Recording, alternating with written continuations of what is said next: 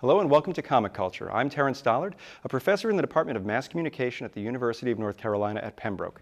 My guest today is artist Paolo Rivera. How are you today? I'm doing great. Thanks for having me. Well, thanks so much for joining us here today. Now, you are best known for your work at Marvel Comics, in particular a run that you did with Mark Waid on Daredevil, where you sort of came up with a unique way of looking at the world that Matt Murdock, the blind hero, is able to see. Can you tell us a little bit about how you came up with that? Yeah, Mark Waid basically asked me to. It was right there in the script. He said that he wanted to include special panels where we could see what Daredevil was seeing while not giving away the information that he couldn't see. So, a lot of what Waid was doing was um, kind of exploring what kinds of things he would miss, and other times what kinds of things he would see differently than other people. The best example being the Spot. So we see the Spot, and he's kind of a goofy-looking character. He's black and white. And he's got all the polka dots.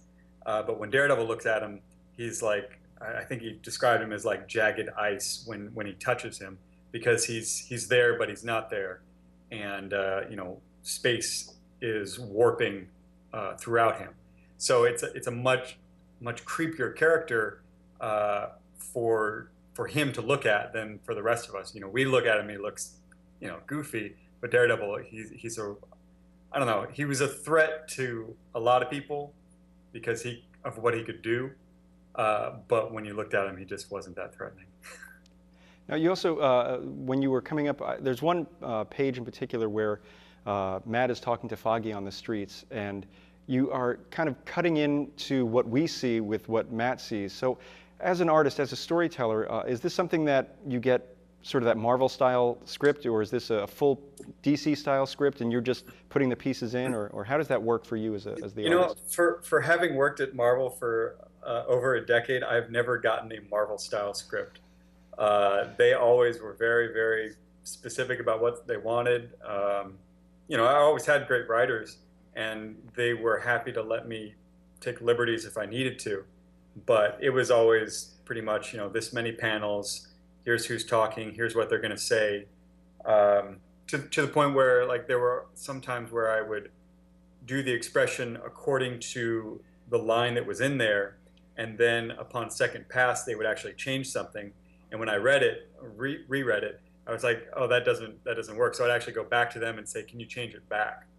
Because I was drawing to that original thing. And someone reading it, they might not be bothered by it, but for me, I spent a lot of time trying to figure out the emotional, the acting part of it. Well, the acting is important because I think a lot of aspiring artists think of sort of the cover as how to draw, the big image, and when you're doing sequential art, page to page, you have to create the characters because you're doing essentially a novel or a movie through illustrations. So how do you approach the acting part? Are you using photo reference? Are you just kind of eyeballing it mentally? Yeah, I am known for using a lot of photo reference. Sometimes I don't need it, but the more subtle the gesture or the more subtle the expression, the more I usually need the reference. Because, the big stuff, the punching, the hitting, the intense shock and surprise, like, that's pretty easy. But it's when things get much more muted that you really need help from the outside world. Other than that, it's just a lot of practice, a lot of drawing. The hope with any kind of photo references, the more you use it, the less you need it. But I'm still at a point where I need it pretty often. Well, one of the things that I recall from your art is there is a great deal of those subtle expressions. So in a story that you're working on, you're creating this world for these characters. As you're drawing them, do you see them developing through your style that now it becomes like the way the character stands is sort of that second nature? That Foggy's going to slouch, or Matt's going to have a wry look in his eyes or something like that? Yeah, before you start any big project, it's a good idea to do all kinds of character studies. And once you've done a bunch of those and you've done a few expressions, you get a better feel for the character. Um, I don't know. It kind of depends. You know, some characters are easier to draw than others. Like Hellboy, for instance, like he kind of always has the same expression on his face, and then he doesn't have pupils, so that actually restricts a lot of what you can do in terms of expression. You know, but he doesn't have a huge range of expression. That's kind of part of his character. You know, his main reaction is like, "Oh crap!" Like, not this again. So it really, there's a big difference from character to character and book to book. And I think there's that famous Curt Swan page that you see on the internet where it's, I don't know, 20 or so Superman expressions, and each one is unique, and you get the sense that every now and then he would just sit down and see if he could still do all of them. Yeah. I mean, that's one of in my cycle of desktop wallpapers for my computer. I love that page just because it shows the dramatic range that he had. It's also just good reference. Like when I do a character study page, I keep it up while I'm drawing the actual book because it's just easy to have that reference. And it's nice to have reference that is your own as opposed to photo reference that you found online, because you don't feel bad about, you know, taking it directly because you've already owned it. And is this something where, like you're just, I know George Perez would do these character studies where it'd be, you know, the character from each side, head on, from behind, and everything like that. Is that the sort of work that you're talking about? Yeah, kind of. I've done it a couple different ways. Sometimes I'll do a very, you know, straight up turnaround, front, side, three-quarter, that kind of thing. But it's often more fun to just draw what would be cool, and then keep drawing every day. And that's usually what I do now. Is in the process of laying out a story, I'll just start out each morning by drawing something that really grabs me at the time. And you know, the page slowly builds up until you have a nice little cache of things that you can use throughout the story. So basically, you're saying you find the stuff that's the most exciting to you, and you just let that guide the page rather than going from upper left corner to lower right. That's more just for the character studies. You know, I like to build that page just organically so that I can take that, I can see which paths I took there and maybe incorporate that to when I'm actually working on the story. When I get to the actual story, it's pretty cut and dry. Like I read the script, I try and make sure first that the dialogue all flows, and then I tend to build my compositions around that. So I usually in Photoshop arrange the word balloons first in a rough order, and then build, you know, the compositions around that. It just seems like that leads to a much more legible page in the end. So I guess that's something that a lot of younger artists might not be aware of, is that you have to leave space in the panel for the words, because that's how a lot of the story is told. And was this something that you had to sort of learn, or was this something that you kind of always sort of knew? Well, I was never horrible at it, but I'm much more, you know, I definitely made mistakes in the beginning, and I'm still paying for them now. Yeah, I knew what I had to do, but now I'm just much more careful about it. It's like I said, it's almost the first thing I do now. So that kind of lets you know how much more important it is in my hierarchy today. And then even so, if you have a panel that's a certain size, you're really working in a much smaller space. It becomes sort of that Kurosawa frame within a frame within a frame, which sounds very artsy-fartsy. Yeah, I haven't seen much Kurosawa. I think I saw Rashomon. They're all in like my Netflix queue, but I never find time to watch them. What was the question? It really wasn't. It was just more of an observation. Okay. I tend to ramble on. All right. So when you're working on a book, you have, was it 20 or 22 pages a month that you're working on? Well, I've never hit that personally, but I've been told that's what a comic book requires. Daredevil, when I was working on it, was cut to 20 pages. You know, both to lower the cost, but also make it easier for me to complete. Actually, I don't know if it was 22 right before I got on. Daredevil was on a hiatus right when I got there. I can't remember exactly how long that lasted, but when we got on, it was a brand new #1, so we had a fresh slate to kind of try everything. So we started out with 20 pages, and I was alternating with Marcos Martin. I would do 3 issues, and then he would do 3 issues. So I did 1 through 3. He did 4 through 6. Although he had a backup story in the first issue, which was oversized.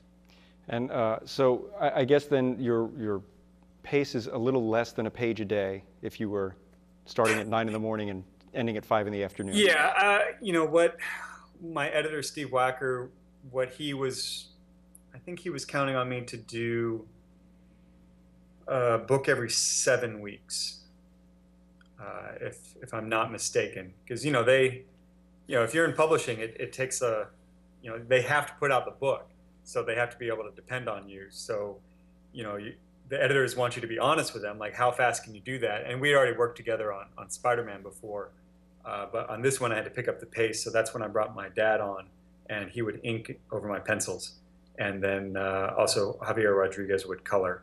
And that was the first, not the first time that I had a colorist, but the first time I had a regular colorist. So if you were, let's say we popped you back into the 1980s when guys were doing 2 books a month, because is it something where it's like the art has just become that much more detailed because we're used to the cinematic universe, or is it just something where this is just how the art form has evolved? I couldn't tell you. I know personally, like I couldn't do the kinds of books that I do much faster. Like I could do them faster, but everything else in my life would suffer. And I've done that before, but when I was doing that, I was doing painted stuff. So, it didn't really matter because it took me longer anyway. I've heard there are guys who can do 2 books a month.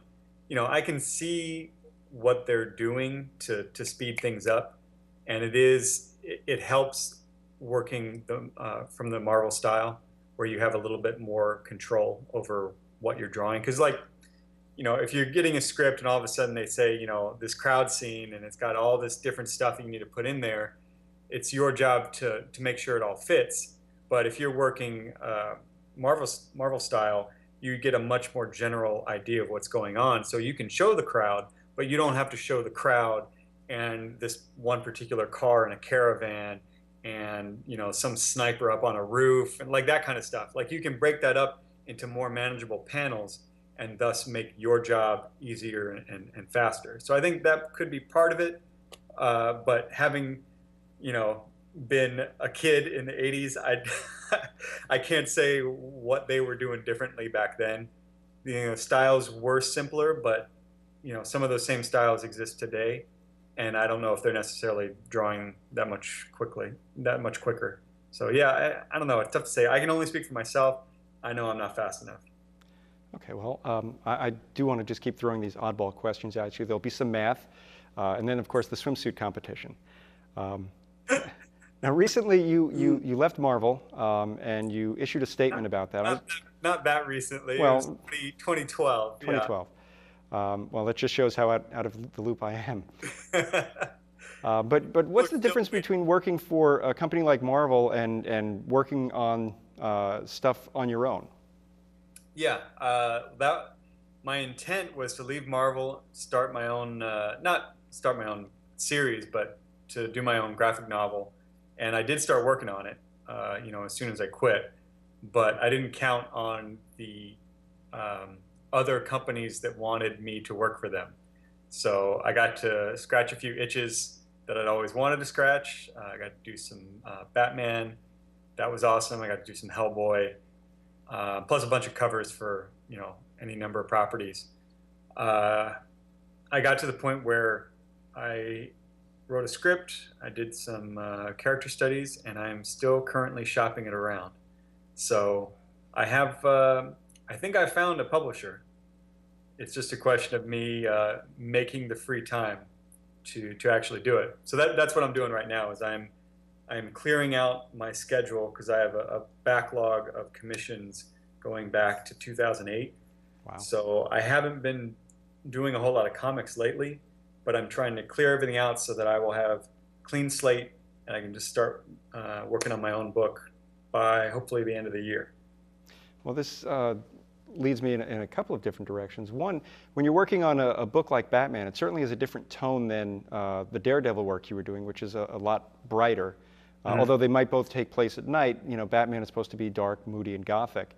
So as an artist, how do you switch gears and go from a book and kind of capture the right feel of a new book? Well, it's tough to say. Like on Daredevil, Javier was coloring it, and he went for something that was more like bright and swashbuckling. So there wasn't a whole lot that I had to do to kind of change the tone of Daredevil. We were also, you know, editorially and the direction from Wade, we wanted to take Daredevil in a different direction just because he couldn't get any darker. You know, I love Dark Daredevil. I mean, he's one of my favorite characters, but you know, the choice to make it brighter, I don't know. I think we could have gone either way, and it would have been fine. But in terms of my actual drawing, I don't think I really approached it much differently than I did with Batman. A lot of the tone and like grittiness that people read, a lot of that comes from the colorists. So it's really important to find somebody you like. And I asked for Javier because I had seen his work on SpiderMan, Amazing Spider-Man with Marcos Martin before. So I asked for him by name. But when I did Batman, it was only 8 pages, and it was for Batman Black and White. So it automatically, like, that cuts down on all color, and you're just dealing with value at that point.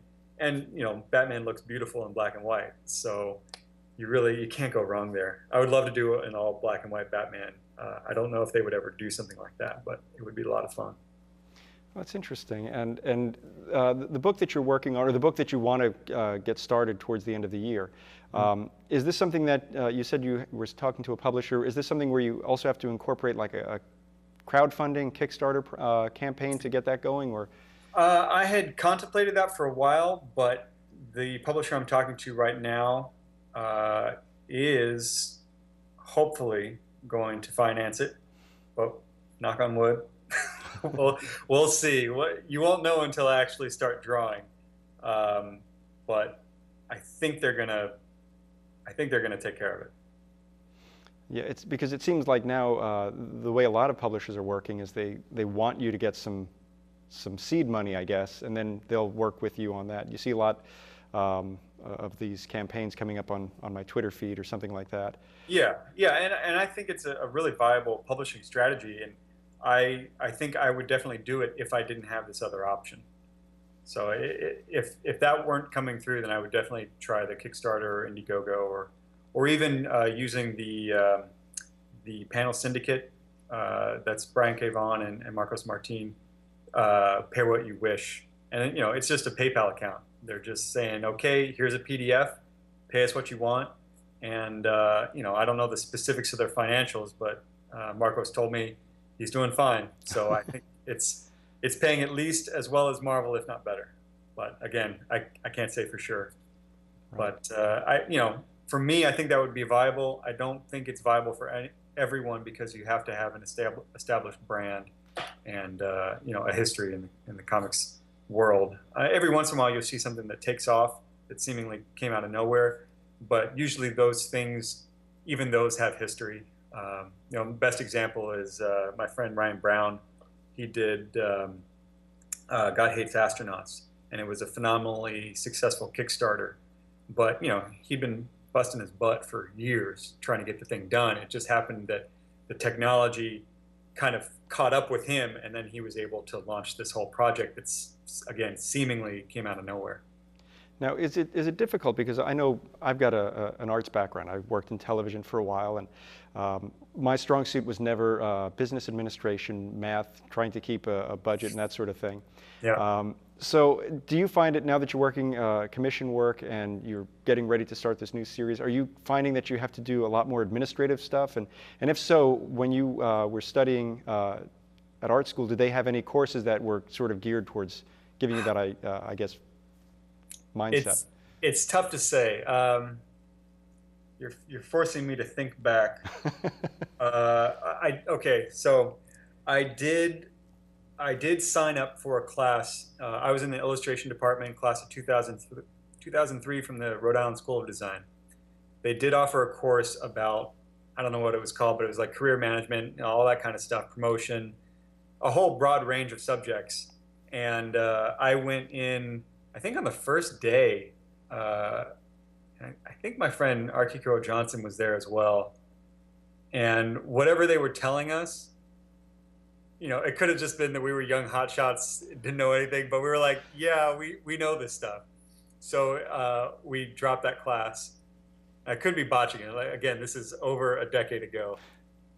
So I can't be sure, but I know I didn't take the class, and I remember signing up for it, and I didn't like what they were putting forth. What we did instead was take a coding class for websites. So we built our own websites, and that served us very, very well. That was in 2003, and that website is no longer around, but it kind of built into something else, and what eventually became my blog. So now, I don't really do any of my own coding, but I understand enough to mix things up when I need to, which is, fairly helpful. But as far as like accounting, I hire an accountant. They take care of all that. You do find out things from other comic book artists, like what a SEP IRA is. And like they were talking lately about forming an S corp to, all this like tax reporting stuff, but it affects your bottom line. So eventually you come around to it because nobody tells you in the beginning. Lately, I have spent far too much of my time emailing. That seems to be all. Like I'm spending at least an hour a day just emailing, sometimes like 2. And most recently, I actually set aside a week to do almost no work. It was just to sell stuff through my online shop. So it was prints and signed books, stuff that's been sitting around my house for a while, and I just needed to get out. And I figured I'd sell it, which is great, but it means I'm not at the desk drawing. So, the hope is to consolidate that stuff so that you get some kind of return, economies of scale, really. But, I'd much rather be drawing and painting. So, again, that's what I'm trying to do with this year. It's my rebuilding year. I'm trying to clear out all of the promises I've made to everyone, which is pretty significant, so that I can start fresh and really get back into comics, because I haven't actually done any sequential work since Hellboy, which was a 3-issue series that I finished in January of 2016. So when you're working on commission work, and you know that you're trying to hit your deadline so you can start with that clean slate, mm-hmm. do you have a hard time finding the motivation to do the piece? So how do you kind of balance the I have to do this with with that artistic fire that's there? Most of the time, people want stuff that I want to draw anyway. That's the beauty of my job. Like, people say, "Can you draw me Captain America?" I'm like, "Yeah, I can draw you Captain America." I'm like, I'm doing one right now. So it's like, wow, people just want to, they want what I want. So it works out really well. The nice thing about commissions, and why I'm doing it right now, is I can tell them when it's due. And like I said, some of them have been waiting since 2008. So I just finished a huge SpiderMan one. The guy's been waiting since 2008. And I just finished a Mad Hatter from 2008. So I'm slowly getting through these things. But the other thing, when it comes to motivation, is I usually don't ask for payment until it's done. And that helps a little bit. If I'm ever feeling groggy one morning, I'll be like, oh yeah, I would like to see that check. I guess I'll draw Captain America. So, like the guy who commissioned this Cap piece, he's already paid me most of it. And he owes me another $100. He's like, do you want it? I'm like, no, not until it's done. So it looks like you're using traditional pencil and board. Is that your method, or are you sort of using the computer type stuff like Manga Studio, or? Well, everything usually goes back and forth. So, since I've got this out on the board, you can see I'm actually tracing. So this is the part I painted, and this is the part that I printed. So the guy was very specific. Usually I don't let people do double portraits. I want to do as many different commissions for as many different customers as possible. But his pitch was he wanted this exact Civil War poster. So I said, okay, we'll do it. And I just took the Civil War poster. I changed the things I wanted in Photoshop. It wasn't much. That was just turning it into a vignette. I printed it out on board in a slightly warmer tone and much lighter. And then I just, it's essentially functioning as an underdrawing upon which I do my painting. So is it cheating? Yes. Did I save myself 3 hours? You bet. And do you have a hard time? I know for me, I can work in black and white pretty darn well, maybe. But if you ask me to do anything in color, it's worse than going to the dentist to have a limb removed. So do you have a problem going from color to black and white, or is it all just gravy to you? At this point, I'm pretty comfortable in it. In the beginning, I really had a lot of problems. And it just came down to practice. I'm trying to think like when I actually got decent at color. It was some point during art school when you're just forced to go in and draw from the model, paint from the model every week, and you just get better at it. You fight the medium. It took me a long time to come to gouache, which is what I use for pretty much everything now. I started out my career in oil, and there's certain things I like about oil, that I miss, but I don't miss the drawing time or the fumes or any of that stuff. And at this point now, I can do anything in gouache that I could have done in oil or in watercolor. And that's why I like the medium, because it's versatile. You can go completely opaque or you can go completely transparent. And it's non-toxic. You just use water. So for me, it can't really be beat. And if you really need something to be more waterproof, you can use acrylic wash, which is an acrylic paint that dries matte. So it's just trial and error. And when it comes to the color, the one thing I will say is that I think Photoshop has actually helped me quite a bit, because I'll do my color studies in Photoshop. It's much easier to change things there, and that gives me the plan or the goal that I can use and look at while I'm painting. So to give you an example, what I'm working on now, this is the printout of the photo. And so I just keep this out, and I know what the goal is, and I just try and match this as best I can as I'm painting. But it always starts out in black and white, because that's the foundation of the painting. Right. Well, Paolo, they're telling me that we are out of time, which is a darn shame. Yeah, that went super fast. It did. I want to thank you so much for being with me today on the show, and I'd like to thank you at home for watching. This is our final show of the season. We will see you again in the fall. I'd like to thank all the students who worked on the program throughout the year. They did a great job, and we'll see you later.